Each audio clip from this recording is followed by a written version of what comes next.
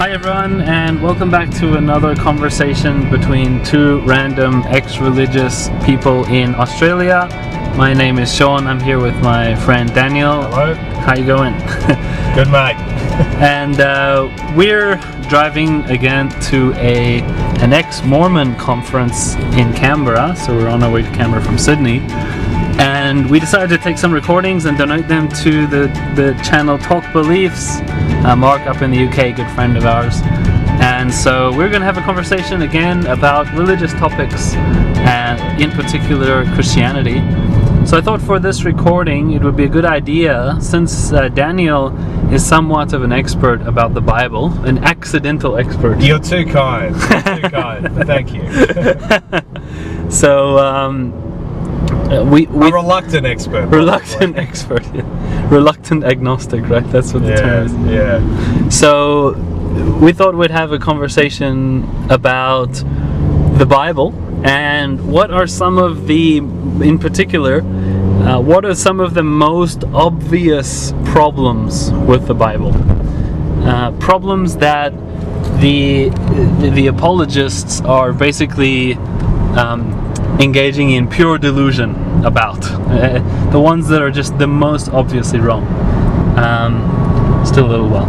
All right. Yeah. So I'll actually hand over to Daniel. We'll conduct this like an interview. I'll ask you questions, but since you're the expert this time, let's talk about some of the issues with the Bible. Like, what are the, for someone who's a believing Christian, what are some of the first things you'd want to bring to their attention that are most obviously difficult or contradictory to their belief in the inerrant Word of God? Yeah, sure. Oh, where to start? I know it started at the beginning, but well, why not? Why not start at the beginning? Start at the beginning. And we did mention this in a previous podcast, but you might, if you've read the first 3 chapters of Genesis a number of times, noticed that the order of creation in Genesis 1 is different to the order of creation in Genesis 2. Correct. Of course, in Genesis 1, man is the last of the beings created, the animals created, as it were. But in Genesis 2, man is the first created being, and then all the animals are created afterwards. Now, you need to be reading a proper translation of the Bible. The NIV, New International Version, or as detractors call it, the nearly inspired version, actually, and this is one instance where it does, will make put the translation in such a way that this won't be apparent. In fact, I remember pointing this out to a friend of mine, and I looked at his NIV, and the contradiction wasn't there. And then I went back and had a look, and I'd seen the way the NIV translated it was to paper over these contradictions. For example, another one the NIV did is where Jesus says to I think it's the Pharisees, or says to the crowds anyway. Almost there, by the way. Yeah. The mustard seed. The mustard seed, which is the least or the smallest of the seeds. Now, the NIV didn't write that, what the NIV said, because that's a problem. The mustard seed isn't the smallest seed. They wrote the mustard seed, which is the smallest of your seeds. So everyone go, sigh of relief. All right, he was talking about your seed. I think that's actually been corrected in the very, very latest NIV. But in the terms of translating, you have to actually read one which is a genuine academic, I can say, translation. You'd be looking at the Revised Standard Version. Is actually one of the best. The New Revised Standard would have been a good one if it didn't go too far with the gender inclusive language. Which everyone has their agenda with their translation. And which you're on the right road. Yeah. Okay. Great. So that's something. So Genesis 1, Genesis 2, and as we talked about earlier, this is part of the JEPD theory that there were actually 2 independent narratives that have developed. As you know, in Genesis it says, here is an account, and Genesis 2, here Actually, no, I think it's just Genesis 2 that says here is an account. Well, I'll take while you're changing lanes, I'll take a step back, and for those listeners who may not be familiar with it, I'll take a step back and explain this in a simple way. Yeah, thanks. If you go and read Genesis 1 and 2, you'll notice a very sharp transition in the language in Genesis 2 verse 4, I think it is. I think, yes, it is, yeah. And what happens is Genesis 1 tells the story of the creation, and it's pretty much all good. Like, this is the story. This is what happened, right? And then suddenly in Genesis 2, after the full Genesis 1 story is over, a new story is told from scratch, and it's different. Yeah. It's different to the first one. And it's actually quite obviously different if you go read the 2 chapters. In fact, recently one of my religious friends, we all have religious friends who are trying to bring us back to the fold. And he asked me to read Genesis 1, 2, and 3. In exchange, I gave him some anti-Mormon literature. And because I do content exchanges. And I read through this, and of course I'd heard about the JEPD. And so I decided to look into that a bit deeper. And it's actually the transition in that verse, Genesis 2 verse 4, could not be more obvious. It could not be more obvious that it's just like as if different person is writing, which it is. It's a different person writing. Yes.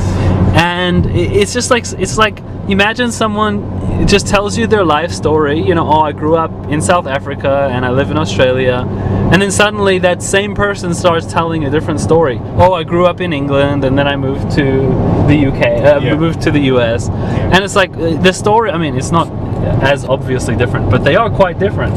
As you mentioned, in Genesis 1, man is created last. Yes. And in Genesis 2, man is created first, and man names the animals. That's right. And in Genesis 1, man doesn't name the animals because he came after all of the animals. That's right. And don't forget in Genesis 2, to remind our listeners that God paraded all the animals before Adam for a suitable partner, which is a bit creepy. So that's what he had in mind. When you think about it. But more to the point, it's like man was created first, and then the animals. Yeah. And then Genesis 2 and 3 actually expands the creation narrative substantially. So the tree with the fruit wasn't in Genesis 1. No. The snake, which is Satan, wasn't in Genesis 1. Well, as far as I remember. Well, the snake. I would argue that the snake was reverse engineered as Satan. Reverse engineer. The Jews don't consider that, from my understanding, to be Satan. It's just a snake, and the whole quote unquote prophecy of the snake biting and you shall crush its head and it will bite your heel. Well, I'm paraphrasing that. Yeah. It's not actually a prophecy about Jesus, but it's just an ideological myth, which is a story of origins about how humans and snakes don't get along. Like how the elephant got its trunk, got its nose caught in the door and it pulled and it's one of these. Right. Because not forgetting, of course, that the curse of the snake was to slither on the ground. Yes, correct. So what was the snake doing before? Not entirely sure. Yeah. But was it a lizard or something? I don't know. Could have been a lizard. It could have been a way to explain, vestigial bumps, on various snakes, which are a thing. Yeah, before evolution came out, right? Yeah, that's right. It used to have legs. It's actually the theory of devolution, if anything. Yeah. All right. So that's the beginning. That's one of the, and I endorse that because I recently actually restudied that, and yes, it is quite clear now. And God is called Yahweh, by the way. Yes. Oh yeah. That's a good point. We missed that point. If you really want to research this point, go and grab a Hebrew translation. What, Hebrew? The original, the Torah? Well, it is. Yeah, it is in Hebrew. Or if you're Catholic, a New Jerusalem Bible. Huh. Sorry, I take that back. A Jerusalem Bible, not the New Jerusalem. A Jerusalem Bible, which actually still puts the word Yahweh. Yes. Where the word Yahweh is used. Yes. But okay, let me take a step back and explain this for viewers who are interested in studying the Bible. You actually, technically, you don't need to go back to the Hebrew because the King James Version uses the word God in chapter 1 and the word the Lord in chapter 2.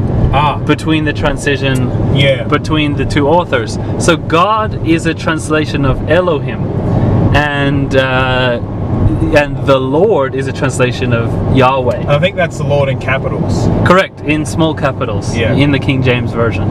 So you read Genesis 1 and 2, and God is creating the earth in Genesis 1, and the Lord is creating the earth in Genesis 2. And in Hebrew, those are actually two separate names. Yeah. The God is named differently, Elohim and Yahweh, or Jehovah, Yeah. in more modern English. That's right, and of course we don't find out that God's name is Yahweh till much later, actually. Yes, correct. And let's take a brief mention about Elohim. Isn't Elohim a plural word? Yeah, I think that's right. Well, certainly it's God said, Let us make man in our own image. Let us make man our in our image, yeah, plural. It is plural. Right. Yeah. So, I mean, this is something that Daniel and I are merely speculating about. Yeah. But the Bible, especially the Old Testament, in some sense chronicles the journey between polytheism and monotheism, as the ideas of absolutely. gods evolved from multiple gods to a single god. And that's why the Old Testament is so full of this Yahweh becoming the one and only true God. Yeah. I am that I am. Don't worship any gods before me. Yeah. A very jealous kind of God. And it's possible, again, I think I'm just speculating here, but it's possible that a lot of this narrative sprung out of the fact that the Jewish religion was sort of, or religion generally at that time, had a lot of conflict with polytheism and was trying to establish a single God as the king and only God, right? Which actually contradicts exactly the Elohim idea of the first, which I think is the I don't know if that's the priestly source or the priestly source. Yeah. If I remember, JEPD. Priestly, yeah. And the Elohist, sorry, or is it Elohist source? I don't remember, but I think it's a priestly source who wrote Genesis 1. Priestly, yeah. And the use of Elohim as a plural, and let us make them in our image, plural, contradicts with the idea of the Yahweh, which is the only single one. Yeah, yeah. So you can almost watch in the very fabric of the Bible the evolution between polytheism and monotheism unfolding. Yeah, absolutely. And I'll say that you did skip over a key step there, which isn't speculation, which is it's called monolatry. Monolatry is a belief in many gods, but worship of the chief of those gods. So, for example, in the Ten Commandments, commandment number 1, thou shalt not have any gods before me. It wasn't a denial of the existence of other gods. Yeah. And this is the thing: until we get to the book of Isaiah, by the time we hit the book of Isaiah, that is monotheism at that point. But leading up to that, I mean, you could argue polytheism, but without a doubt, monolatry, belief in other gods, but Yahweh being the chief of those gods, is actually there in black and white. So that's fascinating. So we can see the unraveling of generic polytheism with a bunch of gods who are more or less equal, to polytheism with a single God at the top who's jealous and wants you to worship him and not the others, aka Yahweh. Eventually to monotheism, the other gods are not real, they don't exist. Yeah, right. Yeah. But of course, that Genesis chapter 1. Well, see, if you're a Christian, you can do a Trinitarian back reading into that and say, well, the us is the Father, Son, and Holy Ghost. Spirit. Yeah, exactly. Yeah. You got to admire the ability of religions to retrofit the current narrative into all previous narratives. And in the same way that the snake is Satan. Yes. Again, that's reading back into it. I mean, Christians might argue, look, maybe it was angels. Angels, by the way, is interesting because you get a sense that some of the other gods sort of became angels. They were demoted from being gods to angels. They were demoted. In the same way that Satan, was a fallen angel, or certainly became a fallen angel. Insofar as, well, look, I mean, here's reality though. You have Catholic Christianity you have obviously the Trinity, you have Mary, Queen of Heaven, all the saints, all the angels, and plus on the flip side you've got the devil and all his minions. Like, it looks a lot like polytheism. It's like a war. You know, it looks a lot like polytheism. Yeah. Polytheism, maybe not in name, but in practice, because Satan is apparently very, very powerful, and given the amount of destruction and chaos ascribed to him, it's almost like he's someone on, a god almost in his own right. Yeah, that's right. Yeah, interesting. Okay, so that's us starting at the beginning and talking about one of the more obvious parts where the Bible, in its own, you don't need to even read much critical material. You can analyze the text directly. In some of the modern versions, King James, it really comes out really clearly. And you can see linguistically how it looks very clear that there were two writers in Genesis 1 and 2. Yeah. Now, just to unfold, JEPD is one of the models. And my understanding is that the consensus among scholars is that everyone agrees that, what's the first 5 books, the Torah or the Pentateuch, yeah. Yeah, Pentateuch was not written by Moses. Basically, everyone agrees on that. Yeah. Now, who actually wrote it? There are, as far as I know, 3 major models competing. Each of them has strengths and weaknesses in terms of explanatory power. JEPD is one of them, yes, as far as I correct, understand. Yeah. And JEPD outlines that the first 5 books in the Bible were written by 4 major authors. There's the Yahwist, the Elohist, the P is priestly, yeah, and D is the Deuteronomist. Yeah, that's it. Yeah. And each of them has a unique function in writing those first 4 books, and they were at different points in time, presumably. Yeah, as the books evolved and got copied. And also in different places as well. Yeah. Northern versus Southern Kingdom, etc. Yeah. Okay, cool. So let's.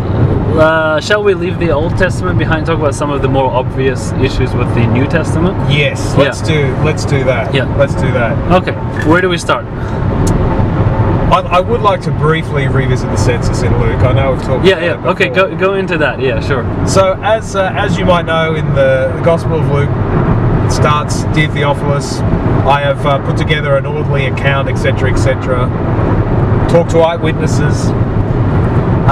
And then Luke goes into the Christmas story where... Wait, can I take a step back here? Of course you can. For Mormons like me who never bothered to actually read the Bible, but only read the Book of Mormon, Luke, was he one of the original apostles or not? No. So Luke was not, so he himself was not an eyewitness. He was trying to gather and write a narrative. Well, Luke is mentioned in some of St. Paul's epistles. Luke is mentioned in some of St. Paul's epistles, but he wasn't an original apostle, and but he was a believer of sorts who cared to get the history right. Yes, okay. That's right. And we don't. And the thing is, we don't know. In fact, all the Gospels are anonymous. Them being ascribed to certain people was the work of the early church fathers. I'm just trying to think. The name escapes me. There was one particular early church father who pushed, for certain Gospels being by certain either apostles like the Apostle John, or, for example, others who were like Mark, who they say was the secretary for the Apostle Peter, or Luke, who was sort of mentioned in Paul's writings, etc.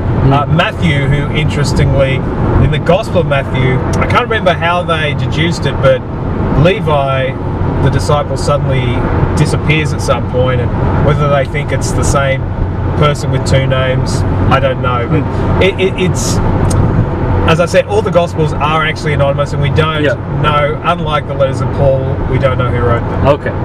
So keep going with Luke. So Luke is trying to start to construct the narrative of Jesus' life. Yes. And keep going from there. Yeah. So Luke said he talked to all these eyewitnesses and to present an accurate account, as many have undertaken to do so previously. Then he goes in to tell the Christmas story, which involves the movement of the Holy Family, that is Joseph, Mary, and the soon-to-be-born Jesus, from Nazareth to Bethlehem. And he does this by way of an empire-wide census. Now, the census supposedly took place when Quirinius was governor of, I think it's Syria.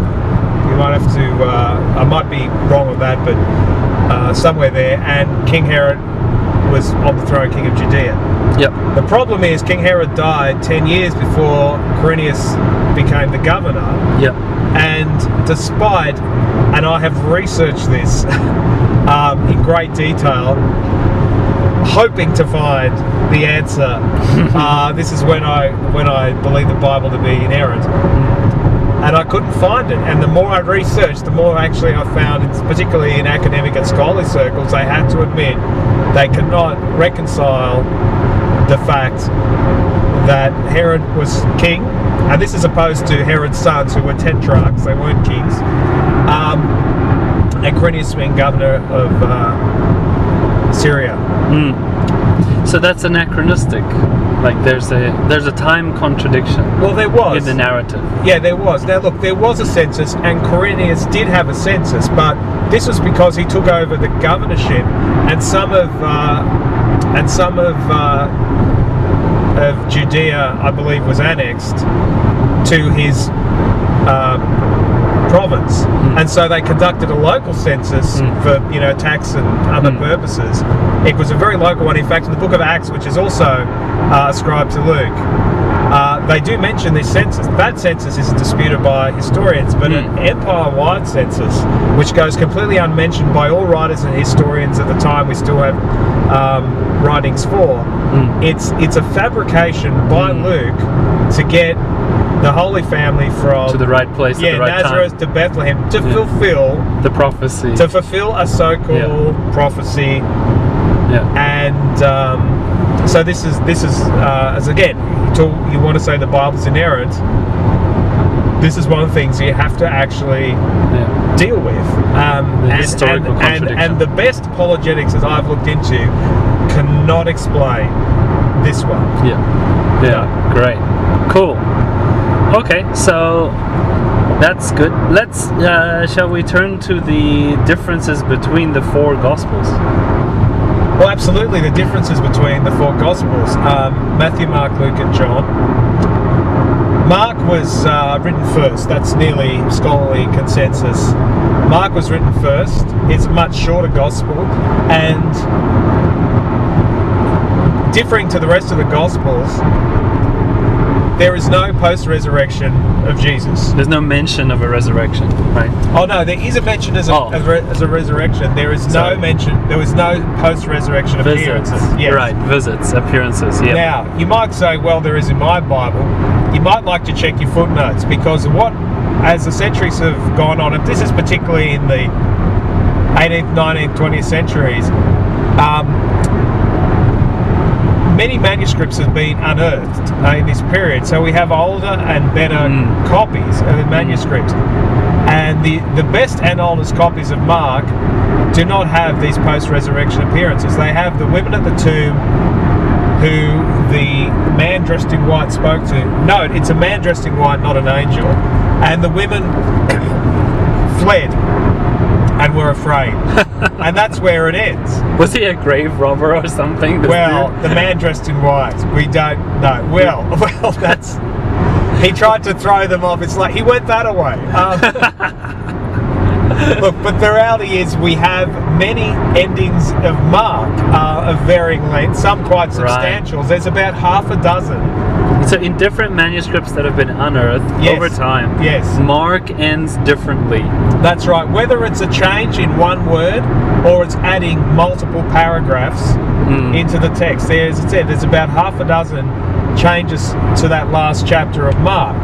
Obviously, the original Christians weren't happy with the way it ends and had to put in the post-resurrection appearances. They wanted a happy ending and they didn't get it. It wasn't happy enough. And interestingly, in one of the endings, Jesus says you can handle snakes.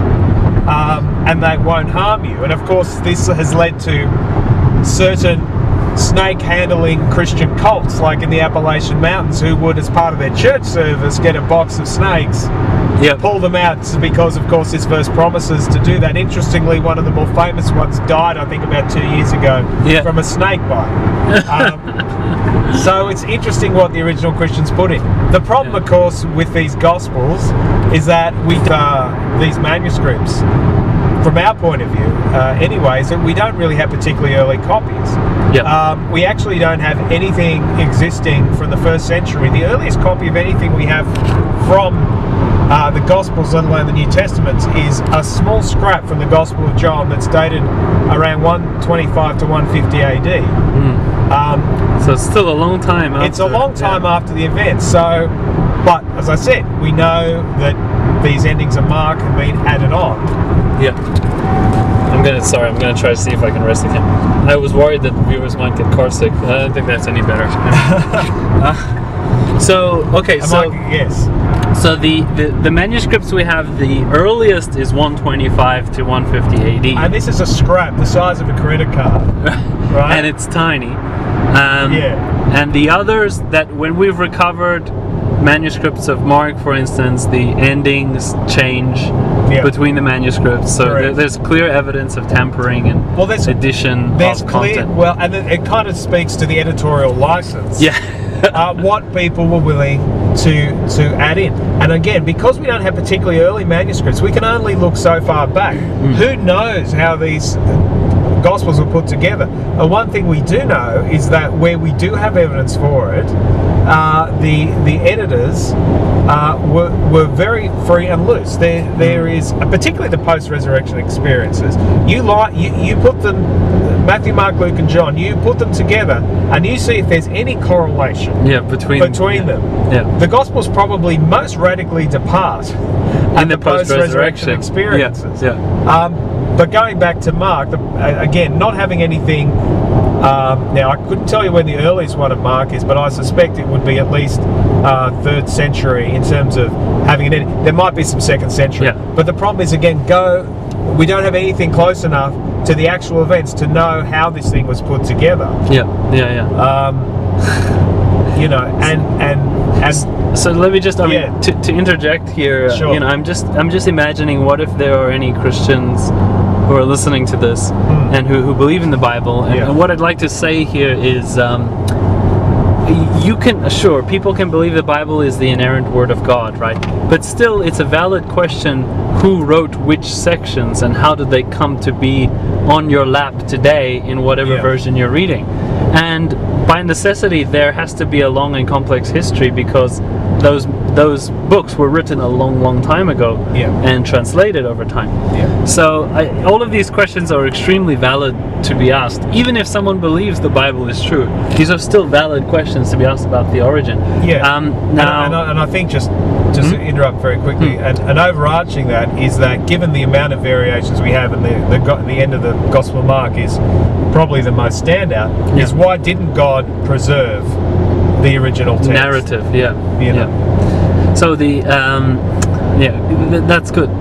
So, so these are issues with the books as history and anachronistic, and we're talking about manuscripts. Why don't you bring up the and this generation shall not pass away example? I think that's really good. Well, that was yes. Well, we did just touch on prophecy briefly when we talked about the Christmas story, etc., and that the Holy Family moved. That Luke got the Holy Family from Nazareth to Bethlehem by way of a census that was concocted. Let's face it. So speaking of prophecy there, and looking at the Gospel of Mark again in chapter 13, Jesus talks about the end of the world. This end of the world chapter, mini apocalypse sometimes referred to. And towards the end of that, he says to the crowd which are gathered before him, he says that you will see the Son of Man coming in the clouds, who will gather together the elect from the four corners of the earth. Again, the earth has four corners. And the earth has four corners. Yep. And amongst other things, he said, and he concludes by saying, and all these things shall come to pass before this generation passes away. Yeah. I can't remember, I'm paraphrasing there slightly. I think he said, and this generation shall not pass before all these things, something like that. Yeah. I could grab the exact verse. Yeah, sure. But basically he's saying these things will happen in the lifetime of his listeners. Of the people listening right now. Exactly. Yeah. So the Son of Man coming in clouds, gathering his elect from the four winds of the earth. Now you have to be honest with yourself. Did that happen? Did anything remotely like that happen? In the lifetime of Jesus, in the lifetime of his listeners, within the lifetime of his listeners. Now, there's apologists like N.T. Wright, who I have to say I used to have a lot of respect for, who is I have to say completely and utterly dishonest in the regard that he says, well, Jesus didn't literally mean this. He's using apocalyptic language. He doesn't literally mean. It's like, well, here's the problem though with that. And you can look at 2 Peter, which is an anachronistic book, where people are running around saying the world's about to end. Where did they get these ideas? Right. Where did the Christians get the ideas that the world is about to end if it wasn't from these kind of pronouncements? Yes. And if Jesus didn't mean the world was about to end and he was ushering in a new sociological era, why couldn't he just simply make a plain instead of sending 2,000 years worth of believers into anxiety that theirs is the last generation? At the very least, it's poor communication, from an omniscient being. So, this brings up. I'm just going to digress on your last point briefly. I often have religious friends, talking to me about the Bible and in my case, the Book of Mormon, and how, these are the words of God and you should believe them, blah, blah, blah. And one of the points I consistently bring back is I expect better from the creator of the universe, frankly. The person or the being who created the laws of physics, created galaxies and dark matter and all these different things, and yet he can't get a clear message through to people that everyone agrees on. What I mean is, you can measure the clarity of a message by the uniformity of the opinions of the listeners. Yes. So the Bible is a great example. Christianity is not very uniform. I mean, they generally agree on some things. But overall, it's not very uniform. So the message obviously didn't get through 100% very clearly. Right? And in fact, to take that zoom out, you have Islam, Judaism, Christianity, Hinduism, many religions. The creator of the universe could do a little bit better of a job communicating the absolute truth to everyone than these little smoke and mirrors and whispers and rumors. I have to say, a great disappointment to me, of course, is that Jesus himself, apart from what is clearly a forgery, Jesus, a forged letter that is. Jesus didn't write anything down, which is a great disappointment, because it's like, instead of preaching all this for 3 years, why didn't you take a month or 2 out, write all this stuff down, and instead of relying on people to remember it and pass it down through Chinese whiskers or broken telephone, just write the thing down. You can't get it wrong. You can't misremember it. All right? Done deal. Instead, you've got examples of, like in Mark again, the feeding of the 5,000, the 4,000. Jesus taught all day, right? And all that was really recorded is that people got a bit hungry. And I'm thinking, the guy spoke all day and you wrote nothing down. Right? And then we're supposed to be impressed, by the feeding of the 5,000, which I may say, to me, not very impressive. What have we got? Some fish, some bread. What are we going to make more? Some more fish, some more bread. As I say, if you turn it into a 2-hat meal, I'd be going, well, that's a miracle. What do? You go on MasterChef. What have you got? I got fish and bread. What have you done with it? I've made more fish and more bread. It's really not working for me, Not particularly miraculous, nothing written down for a whole day's worth of teaching. Very disappointing. Very disappointing. No, that's good. In fact, yeah, I think that's a good point to continue on. So we've talked about the and this generation shall not pass away. Yeah. Which is a fantastic point. I bring that up with my Christian and Mormon friends often because it's actually just so obvious, right? Yeah. If you take, again, this comes back down to interpretation. Many people have commented on this over time, but you should be able to take the most straightforward interpretation of a scripture as the true one, right? It shouldn't have to be interpreted over and over again in various ways. Yes, that's right. And so the most straightforward interpretation of the sentence, this generation shall not pass away till all these things come to pass, is exactly what it says. Well, yeah. Otherwise, Jesus is just the riddler and talks in riddles. And again, I mean, this is part of the problem. This is the apparently, God had. This is a revealed religion. This is supposed to be revealed religion. Yeah. And yet people are debating from start to finish the meaning of a lot of the things. Yeah, in fact, almost everything. Yeah. And this is supposed to. If this is revealed, I'd hate to see what unrevealed looks like, right? That's right. Anyway. Great points.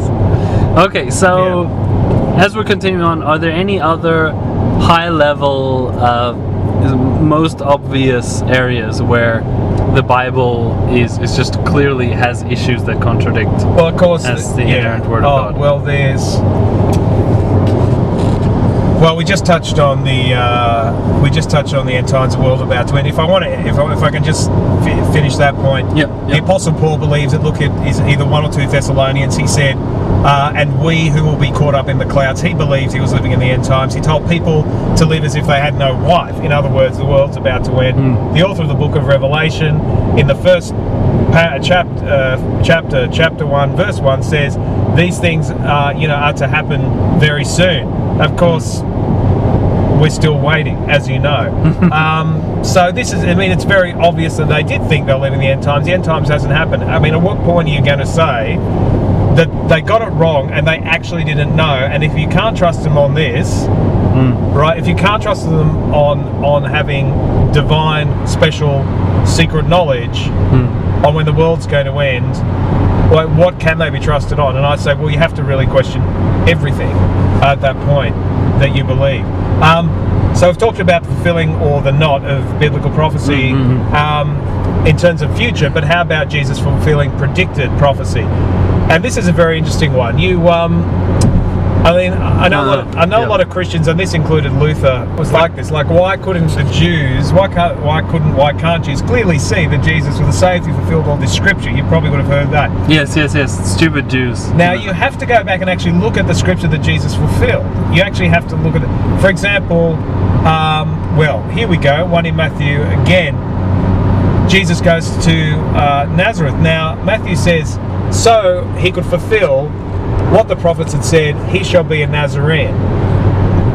Now this prophecy appears absolutely nowhere in the Old Testament at all. It is completely invented, or if not invented, pulled from such an obscure, non-canonical source, it may as well have been invented.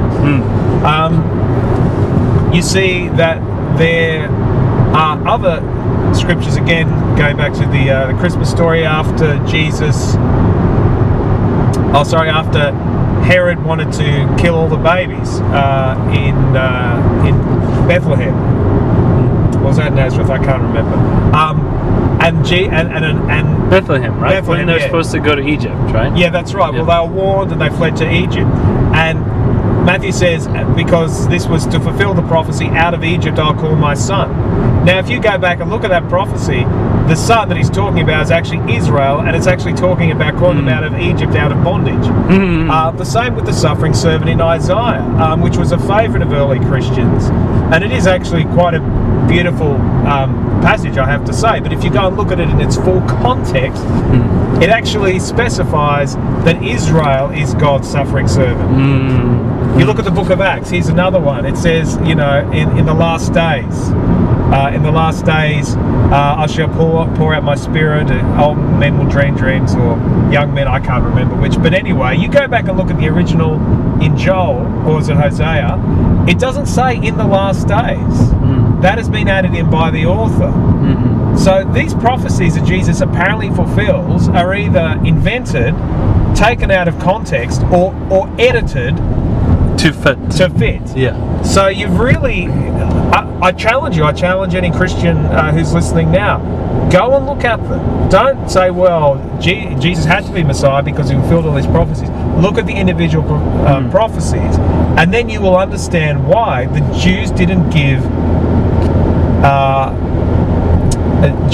this credibility, because they were familiar with their own Bible. They were familiar with their prophecies, and if you look at the prophecies in the original context, Messianic prophecies, he didn't fit the bill, right? He didn't actually fit the bill, and the ones that he apparently did fit weren't Messianic prophecies anyway.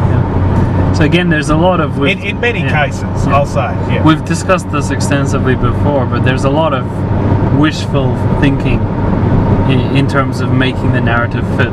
Yeah.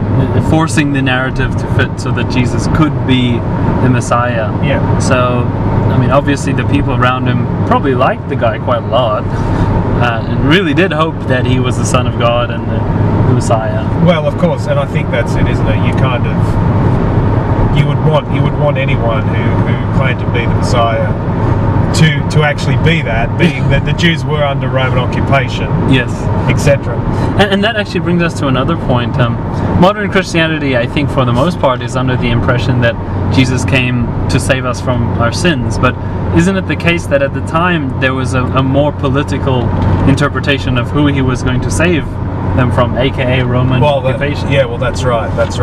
And Christians present this idea, that the Jewish sacrificial temple system, etc., had failed, and hence Jesus needed to come and die. That's, I've got to say, a bit of a myth based on my research. Like it actually was working fine in terms of the Jews had their Scripture, they knew what they needed to absolve themselves from sin. Sure, it was a continual thing, I get that. But even though Jesus has died for your sins, tell me this: does this mean that you never have to go and repent of your sins? Does it mean you can stop going to church? Does it mean you can stop tithing, etc., etc.? What I'm trying to say is this: Christians claim this is a once-for-all offering, right? But just like the Jews who had their temple system, Christians have their own version of this. Which in Catholicism you still have to pay to be freed of sins, right? Or is that a modern thing, or is that in Catholicism you can do penance depending on the severity or the type of your sin. So Jesus' atonement wasn't enough. Yeah, it's saying Jesus. Well, interestingly, you read in one of St. Paul's apostles, St. Paul even says that he has to, in his suffering, complete the suffering of Jesus. And I have to say, I don't know quite what it means, but I always wondered about that verse. What did St. Paul mean that Jesus' suffering was remained incomplete? I digress slightly. I think by stepping into that, we're sort of going into a territory where religious people have readily prepared arguments to counter these thoughts, because these are the kinds of things that are debated actively. There are things like how grace works or whatever, but as far as we're concerned, that's like debating how the light through Rudolph the red-nosed reindeer's nose travels. We're talking about details that we just completely reject because we don't believe they're real, they're fictional, right? Yeah, but I would offer this as a last thought. And again, that last little bit was more speculation. But I do challenge believing Christians to think of this: if they believe in the Trinity, if they believe that Jesus was a third of the Godhead, why did Jesus come, right, to overturn the laws which you would assume he co-wrote as part of the Godhead, the Old Testament? Why did he come and throw them out and throw out a system which he apparently co-authored? Right. I ask you to think about that. Yeah. It's an interesting point. Yeah. So before we wrap up this episode, because we've already gone on for a little while, let's talk a bit about Revelations. Yes. Yeah. Tell us from your research. Now we're not going to really make arguments that are critical arguments about the Bible. Yeah. But I want to hear from a secular perspective, what the hell was going on in Revelations? Revelations. Yeah, like what is all of that about? This I mean, it's a lot of obscurantism. Like it's just all sorts of stuff. Yeah. But what is the sort of leading secular scholarly opinion on what the hell Revelations is going on about? What happened? How did this get created? Well, it's an interesting one. I would say I'll put up my hand and say I haven't studied this in a ridiculous amount of detail, but an interesting little snippet of the history of Revelation. Revelation was one of these books that almost didn't make it into the Bible. You might not know this. What's the criteria? How do we know which ones get in and which ones don't? Well, one of them was supposed to be written by an apostle or a close associate of an apostle. The book of Revelation was claimed to be written by the apostle John. I think now it's acknowledged that it was like John the presbyter, not John the apostle. But the Western Christianity, that's on the Roman side of things, really liked the book of Revelation. In the Eastern Church, and this is going back in the first couple of centuries, the Eastern Church loved the book of Hebrews. The Western didn't. So when they brought the scripture together, they included both. They gave Revelation Western benefit of the Western Church, and the Eastern Church got the book of Hebrews, who they used to think was written by Paul, but no one sincerely believes that now. Yeah. According to Eusebius, Emperor Constantine wanted the book of Revelation included because he thought it prophesied of himself. Oh, nice. Which I think is a bit egotistical. Yes, well, certainly. Look, I've read that, but someone might want to actually fact check against Eusebius's church history. But the book of Revelation wasn't popular in the East. Apparently written by John on the island of Patmos.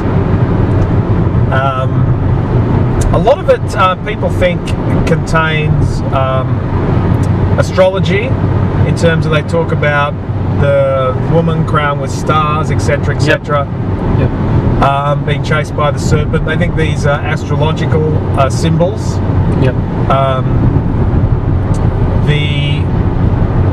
The early part of Revelation is understandable. It's letters to various churches, of course, at the time. And the last part of Revelation is drawing back to the Garden of Eden and kind of the new heaven, the new earth, etc., etc. What really was going on? It's a very hard book to understand. I have been in church where the minister has got up and says that is sort of one of the two hardest books to be able to preach on. Well, what that results in is that the interpretations, I mean, we've already discussed the ambiguity of the Bible overall, but the ambiguity of Revelations in particular is just way higher, which means people come up with all sorts of wonderful concocted ideas about what Revelation actually means. The ideas are wilder and wilder, and so the interpretations of them are even wider. The variance of what people think Revelations was actually saying differs significantly because Revelations itself is more ambiguous. But anyway, you were saying so Paul, island of Patmos, beginning. John. Sorry, I'm terrible with it. John, island of Patmos, begins with letters to the various churches. Astrology is in there somehow. Well, we think, Now let me ask you this question about Revelations. For the scientists among us, does Revelations make any precise, scientifically testable claims about the future that are more easily analyzed and less obscurant? Okay, sure. Well, as I said earlier, Revelations 1, chapter 1 starts with the prediction that the things in this book are going to happen very soon. Okay, right. Right. So fail one. Another one which comes to mind is towards the end, where we have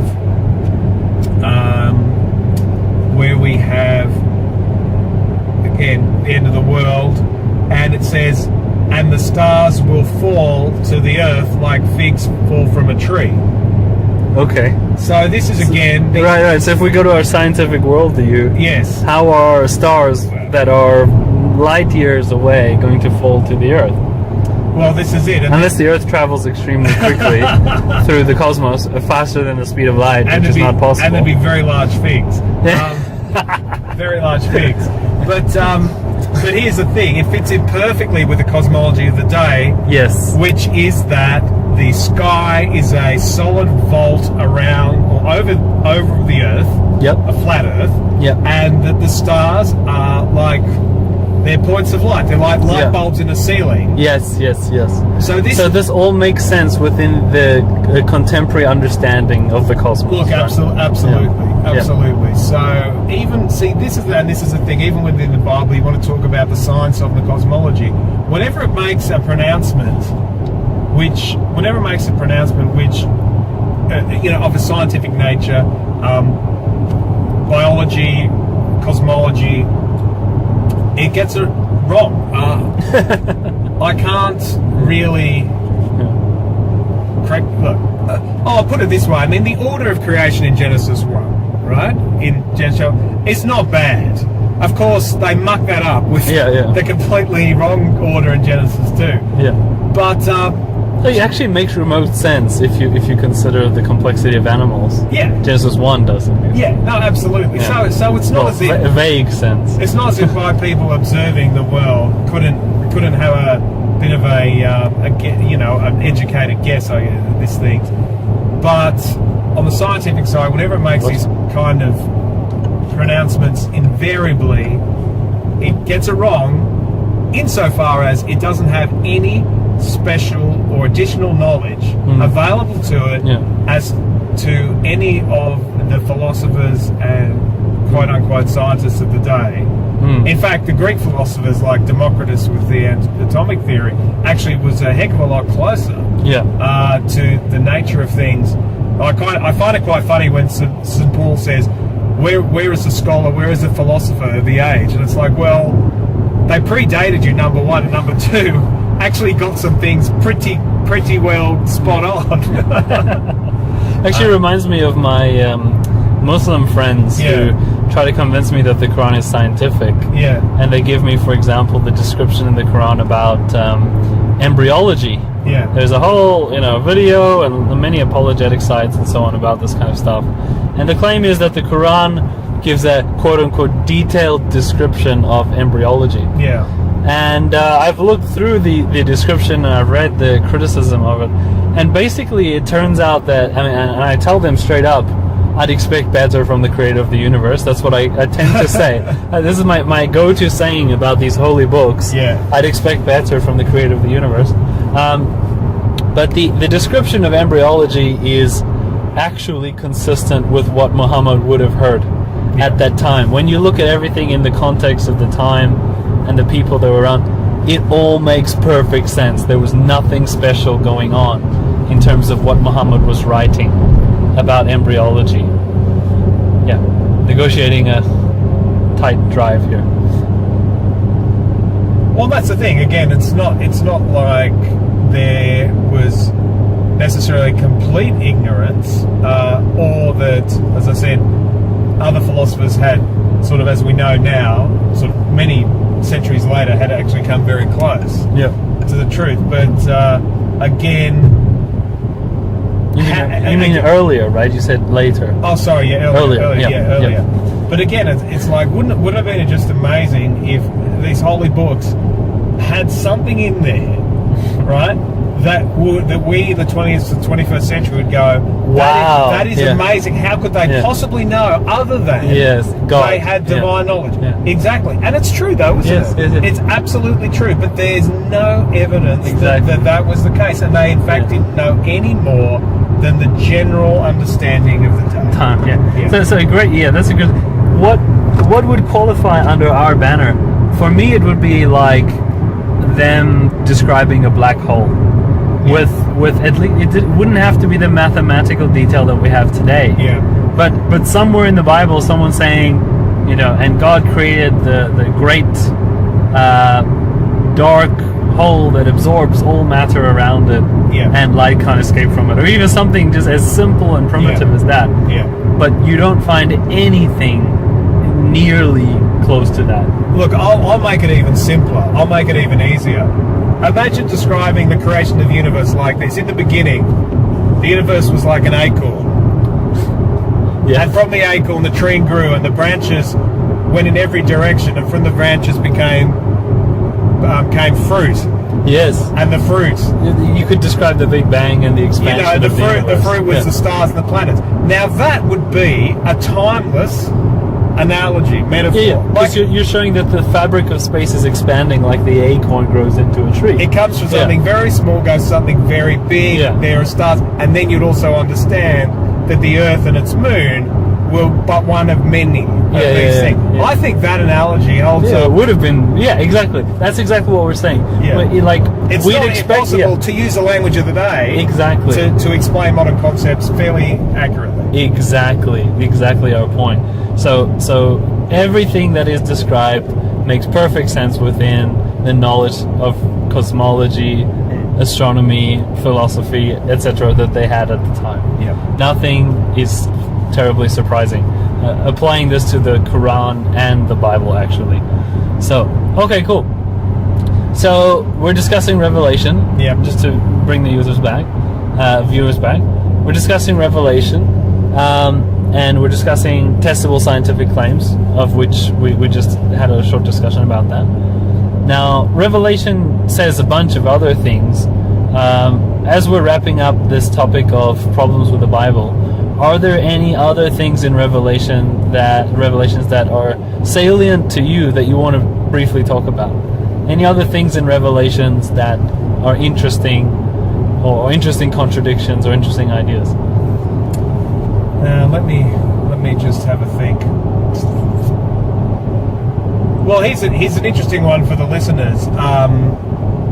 You'll see towards the end of Revelation, it talks about the earth giving up the dead in it, and the sea giving up the dead in them. Yeah. Okay. Yeah. Now, this is interesting. This is actually a pagan idea, and you might say, "Well, why is the sea giving up dead a pagan idea?" Well, it was a pagan idea because those sailors lost at sea. You see, for the pagans thought there was the sea was another realm controlled by another god. You see, and Yep. and they were owned as if it were by this other god. Their souls were owned by this other god. Yep. Because I always wondered, why did they single out the sea? Of all the ways you could die, right? Why did they single out the sea as giving up its dead? Yes. I mean, and when you think of the society at the time, okay, sure, it's not like they sailed the seas, but really, it's nothing like it certainly was today. It's because it was considered a different realm, the dead. Right. So you've got that, you've got the astrology, and again, it's like I have to, say I haven't really gone into a massive amount of depth, but I just saw a shooting star. Did you see that? I didn't. No. Okay. There was a shooting star there. Awesome. By star, he actually means Yes. Some small, very small rock, most likely going through the upper Earth's atmosphere and burning out very rapidly. Thank you. Not nearly as poetic. But isn't it interesting? Isn't it interesting the language that we use today contains The words to actually describe these things, right? contains the beliefs from our. Oh yeah, shooting star. And Yeah. ironically, there you go. If the ancients did believe that was a star falling to Earth, of course they were going to say that the stars would Could fall Earth to the earth. Yes, like yes, figs from a tree. yes, that makes a lot of sense. Yeah. I think I'm going to leave it there because you can't top that. We're done. We're done. We're done. So you're not going to wrap up the pagan thing? I mean, except to say that it's a pagan idea at the end Well, of there are Revelation. pagan ideas there, and like I think you'll find in other parts of the Bible, like in 2 Peter, where the angels are in chains in a place called Tartarus. It's not just hell, it's Tartarus, and this was the lowest level of hell in Greek mythology, for example. So you can see there is this sort of bleeding of ideas. Idea cross-pollination. From the surrounding religions. And it would just be a topic for another conversation, and is how many of these ideas for the Christian religion are present in other religions, and where may they have, cross-pollinated, because as we were talking the other day, the fallacy of dissimilarity, and that is people in one religion think the religion next to them is totally different. But of course, once you step outside of religion itself, you can see the similarities are striking. The resemblances are striking, of course, but once you're in them, you will want to think that they're very, very different to yours, but in fact, they in fact on a lot of levels very, very similar.